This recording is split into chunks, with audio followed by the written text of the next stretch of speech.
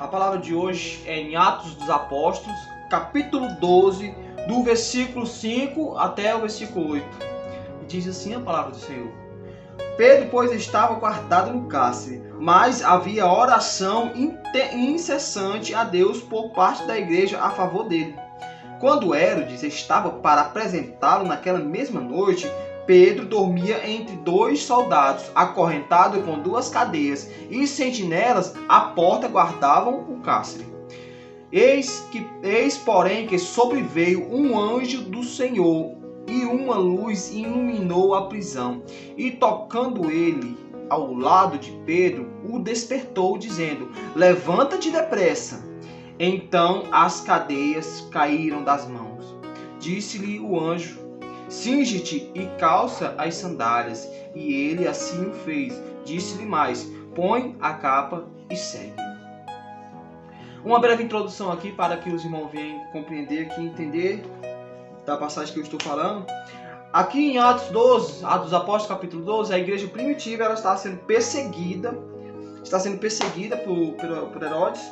A igreja ela é o primeiro século da igreja. A igreja está crescendo em meio à perseguição, mas a igreja ela está crescendo. Muitas pessoas estão se convertendo ao cristianismo por parte dos apóstolos que estão pregando a palavra de Deus. Que até então eles eram chamados de pregadores do caminho. Foi só no capítulo 11, do versículo 26 em diante, que eles passaram a ser conhecidos como cristãos. Que foi lá em Antíoquia. Diz assim, capítulo 11, versículo 26. Tendo-o encontrado, levou para Antioquia e por todo o ano se reuniam naquela igreja e ensinavam numerosas multidões em Antioquia, e foram os discípulos pela primeira vez chamados de cristãos. Cristão significa seguidores de Cristo. O nome cristão vem da palavra Cristo.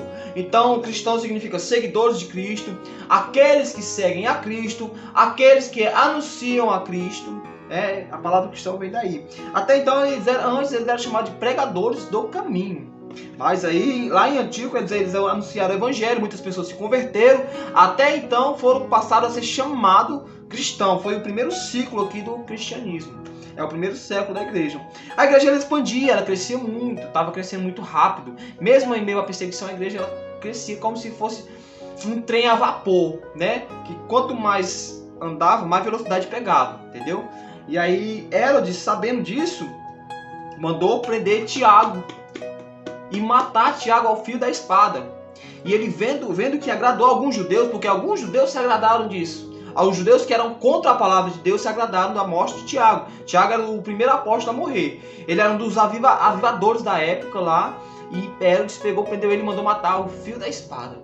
Vendo que agradou o judeu, aproveitou e mandou também prender Pedro, na intenção de matar também, né?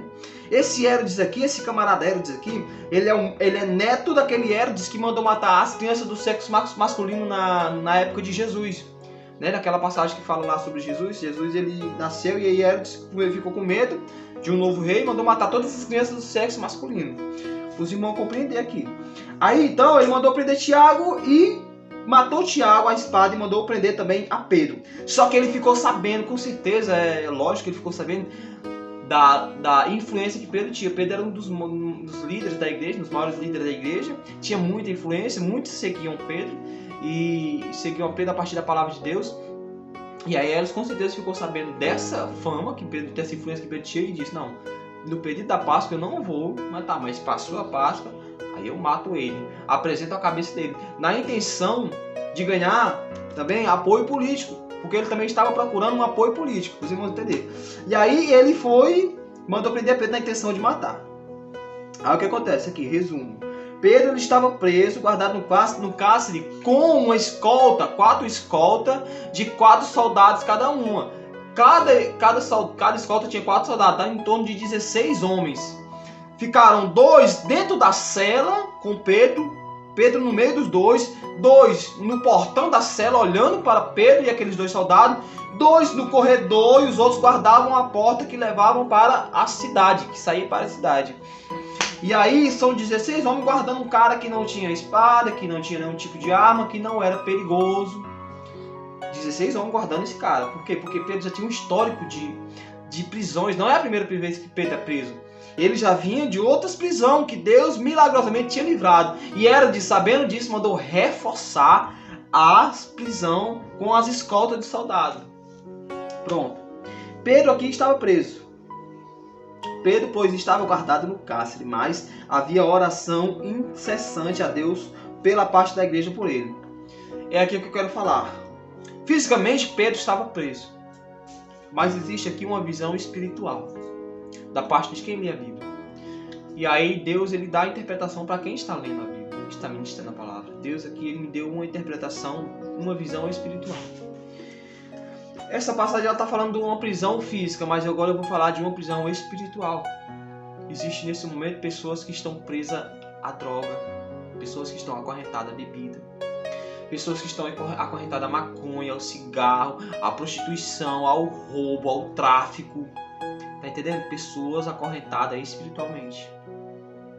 Mas aqui vem falar que a igreja, quando Pedro foi preso, a igreja ela entrou num propósito de oração incessante a Deus por parte dele. Tá entendendo? O poder da oração, meu irmão. Primeiro de tudo, se você tem na sua casa uma pessoa que ela é acorrentada na bebida, no cigarro, na droga, na prostituição, não bata de frente com essa pessoa. Não critique, não acuse essa pessoa. Porque essa pessoa está acorrentada. Não é que ela quer viver nessa de prisão aí, acorrentada nessas cadeias. Não, ela não quer. É porque ela não consegue sair. Olha, eu estou falando isso aqui debaixo de uma autoridade que Jesus me deu. Por quê? Porque não foi ninguém que me contou. Eu vivi essa prisão. Eu era acorrentado às drogas, à bebida, ao cigarro e à prostituição. Eu era acorrentado a esse cárcere. Mas aí, como diz aqui a palavra, que uma luz brilhou dentro da cela de Pedro. Essa luz, ela brilhou na minha vida. E eu fui liberto para a honra e glória do Senhor. Então eu estou falando aqui debaixo da autoridade que Jesus me deu, uma experiência que eu tive com Deus. Para vocês entenderem. E aí Pedro ele está preso, mas a igreja está livre. Você me pegou, mas eu vou te explicar. Pessoas que usam droga, pessoas que são beberrões, que são viciadas no álcool, que são viciadas no cigarro, elas estão acorrentadas. Entenda, elas estão presas, estão em cárcere. Mas você que não faz isso, você está solto, você está livre. Use essa liberdade, essa liberdade que você tem para orar por essa pessoa. Não critique, não aponte, não acuse, porque senão você só machuca mais, porque ela está acorrentada. Ela não é o que ela quer, ela não quer, meu irmão. Ninguém quer viver uma vida drogada a vida toda, em bebo, sem nada, gastando tudo na bebida, no cigarro, na prostituição, sem ter dinheiro para comprar nada, só tudo que pega é para droga. Ninguém quer viver uma vida assim. Ninguém, por mais que você diga é porque a pessoa quer, porque a pessoa gosta, é mentira, ela não gosta. É uma forma dela se refugiar e sair da realidade que ela tá, porque ela sabe que a vida dela só se acaba. Dia após dia ela se afunda. Então ela quer sair da realidade que ela tá. Aí ela vai pra droga. Era isso que eu fazia quando meu casamento acabou. Eu me afundava na droga para poder sair da realidade. Entendeu? Eu não queria ficar lembrando daquilo que aconteceu. Eu não queria sentir saudade, eu não queria sentir mágoa, eu não queria sentir desejo daquela pessoa que me deixou. E aí eu pegava e me afundava nas drogas. Então é um refúgio para eles. Eles não conhecem a Cristo. Então use essa liberdade. Pedro estava preso, mas a igreja estava livre. E orava incessantemente. Ore. Use a liberdade que você tem para orar pelaquela pessoa que está acorrentada. Eles estão acorrentados. Ore sem cessar. Peça oração na igreja. Vá à igreja e ore por essa pessoa. Ore por essa pessoa. Vamos adiante aqui. Quando Herodes estava para apresentá-lo naquela mesma noite, Pedro dormia entre dois soldados. Segundo ensinamento que tem nessa palavra, Deus, Ele sabe a intenção do inimigo. Ele sabe o plano do inimigo para a tua vida. E é por isso que Deus corta o arco e quebra a lança, porque Ele sabe o plano do inimigo para a tua vida. Herodes estava planejando matar Pedro e apresentá-lo naquela mesma noite. Mas a palavra vem dizer que Pedro estava acorrentado com duas cadeias, ligado a duas cadeias. Eis, porém, que sobreveio um anjo do Senhor. O que a Bíblia vem falar aqui sobre o anjo do Senhor é uma teofania. Não era um anjo, um arcanjo, um querubim. Quando a Bíblia se refere ao anjo do Senhor, a teologia explica que é uma teofania, que teofonia significa manifestação de Deus de uma forma humana. E aí aqui era o próprio Deus que desceu naquela cela e uma luz raiou. Deus está descendo agora na vida de alguém que você está orando. E uma luz está brilhando na vida dela. E Deus está tocando. Porque a palavra diz que o anjo do Senhor iluminou a prisão. Já dissipando, quando Deus chega, ele já dissipa as trevas. É dissipado. E aí vem dizer que o anjo do Senhor tocou a Pedro. De maneira que ele estava dormindo e o anjo tocou e despertou Pedro. Era aqui que eu queria chegar. Pessoas estão dormindo, não estão percebendo que Jesus está voltando. Mas se você orar por essa pessoa, se você entrar no propósito de oração incessante por essa pessoa, Deus envia um anjo, Deus vai descer na vida dessa pessoa, vai iluminar a vida dela, e vai tocar e vai despertar essa pessoa para a vida. Porque ela está iludida. Quando a gente está dormindo, a gente sonha, e quando acorda, percebe que tudo não passou de uma ilusão. Foi apenas um sonho. E aí o que acontece? Deus, ele acorda a pessoa com um toque dele. Aí você passa a enxergar a realidade que é o mundo. Jesus está voltando. E tem muitas pessoas dormindo. Ore pela vida delas. Peça a Deus para acordar e despertar essas pessoas. Em seguida vem aqui o anjo tocando ao lado de Pedro. E despertou dizendo, levanta-te depressa. Então as cadeias das mãos caíram. Levanta-te depressa e as cadeiras caíram. Deus não vai quebrar as cadeias para você se levantar depois. Primeiro você se levanta e as cadeias caem. Primeiro você se posiciona e as cadeias caem. Primeiro você marcha e o mar se abre. Primeiro você louva e o inimigo perde. Primeiro você ora e as cadeias são quebradas. Às vezes você fica esperando ver acontecer alguma coisa para poder se levantar. E não é assim que Deus age. Deus age da fé. Você se levanta e as cadeias caem. Você se levanta e os cárceres são quebrados. Não espere acontecer algo para você poder se levantar. Se levante. Entre no propósito de oração que as cadeias vão cair. Ele disse, levanta-te depressa. E as cadeias caíram das mãos. Disse-lhe o anjo, cinge-te, calça a sandália. E ele assim o fez. Disse-lhe mais, põe a capa e me segue. Essa é a parte mais interessante dessa passagem. Porque o anjo está dizendo, levanta-te depressa. Mas não com tanta pressa de deixar a sandália, de deixar a roupa, de deixar a capa. O anjo pode dizer, vamos, você está fugindo da prisão. Esquece isso aí, deixa essa sandália, vamos passar, vamos. Mas não, o anjo diz, depressa, mas antes calça a sandália. Cinge-te significa veste-se. Veste-se, põe também a capa. Aí tu me segue. Presta atenção. Deus vai tirar essa pessoa que você está orando por ela dessa prisão. Mas ela não vai sair de qualquer jeito. Ela não vai sair de cabeça baixa. Ela vai sair de cabeça erguida. Ela vai sair diferente. Veste-se. Calça a sandália. Penteia o cabelo. Se arruma.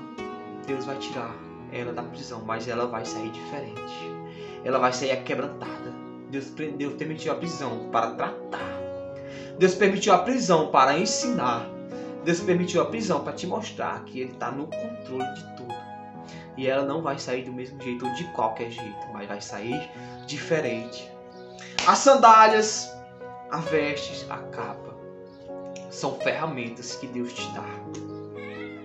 São ferramentas que você vai precisar para usar lá na frente. Para que serve uma sandália? Para você proteger os seus pés. Significa que a caminhada de Pedro era longa. Pedro, tu ainda vai caminhar, Pedro, tu vai precisar dessa sandália, Pedro, tu ainda vai caminhar muito, tua caminhada é longa, tu não vai morrer agora. A roupa e as vestes, Deus lava e põe uma nova veste. A capa é revestimento de poder. Deus vai tirar essa pessoa da prisão, mas Ele vai revestir ela de poder.